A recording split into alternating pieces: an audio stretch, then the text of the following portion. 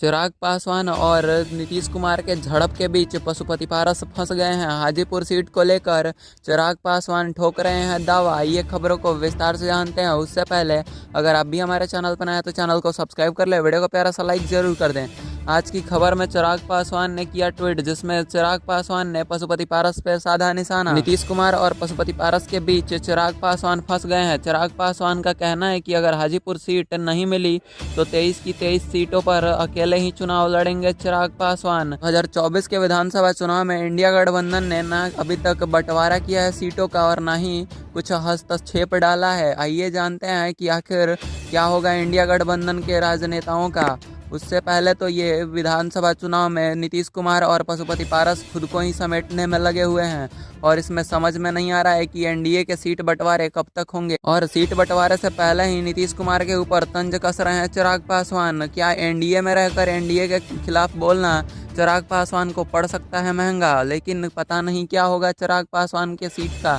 Chirag Paswan Hajipur seat के लिए टक्कर दे रहे हैं, अगर नहीं मिली तो उनके खिलाफ एक्शन भी लेंगे। वहीं दूसरी तरफ मांझी का कहना है कि मैं सीएम पद छोड़ के आया हूं एनडीए में, अगर फिर भी हमको वो मंत्री पद नहीं मिले तो हम बीजेपी को छोड़कर तेजस्वी यादव के साथ आरजेडी में शामिल हो जाएंगे। और इस पर टिप्पणी भी किया तेजस्वी यादव ने। तेजस्वी यादव का कहना है कि अगर नीतीश कुमार पलटू चाचा बने रहेंगे तो हम क्या करेंगे। इस पर तो चाचा के खिलाफ उल्टा साजिश चल रहा है। लेकिन चिराग पासवान का कहना है कि तेजस्वी यादव की तो पुरानी आदत है कि अगर नीतीश के साथ होंगे तो नीतीश के साथ बोलेंगे और राजनेताओं के साथ होंगे तो राजनेताओं के साथ बोलेंगे। उनका तो हमेशा से ही दो बात बोलने का आदत है।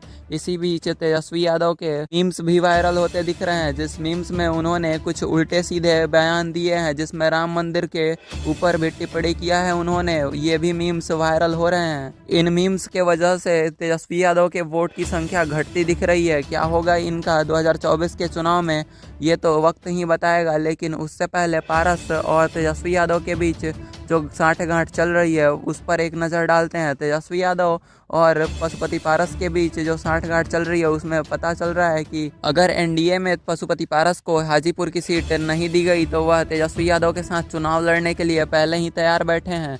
और इसी में लालू यादव का भी बयान आ रहा है। इस बयान में लालू यादव का कहना है कि दुश्मन का दुश्मन दोस्त होता है। लेकिन इस बयान से पहले एक बार लालू यादव यह नहीं सोच रहे कि चारा घोटाला करने वाले नेता अगर देश के मुख्यमंत्री बनते हैं तो देश का क्या हाल होगा। लेकिन इससे पहले तो यह खुद ही नहीं सोच रहा है कि उनके बेटे की आज हालत क्या हो चुकी है।